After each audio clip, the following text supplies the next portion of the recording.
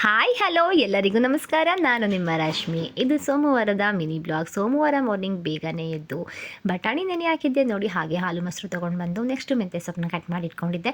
ಸಾನಿಗೆ ಮೆಂತ್ಯ ಪಲಾವ್ ಬೇಕು ಅಂತ ಹೇಳಿದ್ಲು, ಅದಕ್ಕೋಸ್ಕರ ನಾನು ಎಲ್ಲ ರೆಡಿ ಮಾಡಿ ಇಟ್ಕೊಂಡಿದ್ದೆ ಮುಂಚೆನೇ. ಅವಳಿಗೆ ಪಲಾವ್ ಮಾಡೋದಕ್ಕೆ ಆನಿಯನ್ ಎಲ್ಲ ಫ್ರೈ ಮಾಡಿ ನೆಕ್ಸ್ಟು ನಾನು ಆನಿಯನ್ ಫ್ರೈ ಆದಮೇಲೆ ಅದಕ್ಕೆ ನಾನು ಮೆಂತ್ಯ ಸೊಪ್ಪೆಲ್ಲ ರೆಡಿ ಮಾಡಿ ಹಾಕಿ ಅವಳಿಗೆ ನೆಕ್ಸ್ಟು ನಾನು ಚಪಾತಿನ ಬೇಕು ಅಂತ ಹೇಳಿದ್ಲು. ಚಪಾತಿಗೆ ಇಟ್ಟು ಕಲಸಿ ಚಪಾತಿನ ಮಾಡಿ ಅಷ್ಟರಲ್ಲಿ ನನ್ನ ಹಸ್ಬೆಂಡ್ ಇದ್ದರು. ಅವರಿಗೆ ಬಿಸಿನೀರು ಮತ್ತು ಜೇನುತುಪ್ಪ ನೆಕ್ಸ್ಟ್ ಅದಕ್ಕೆ ಲೆಮನ್ನ ಹಾಕಿ ಕೊಟ್ಟೆ. ಅದು ಅವರಿಗೆ ಸ್ವಲ್ಪ ಡಯಟ್ ಆಗಲಿ ಅಂತ ಅದನ್ನು ನಾನು ಕೊಡ್ತೀನಿ. ಎವ್ರಿ ಮಾರ್ನಿಂಗ್ ನಾನು ಅವರಿಗೆ ಅದನ್ನು ಕೊಡ್ತೀನಿ. ನೆಕ್ಸ್ಟ್ ಅಷ್ಟರಲ್ಲಿ ಪಲಾವ್ ರೆಡಿ ಆಯಿತು ನೋಡಿ.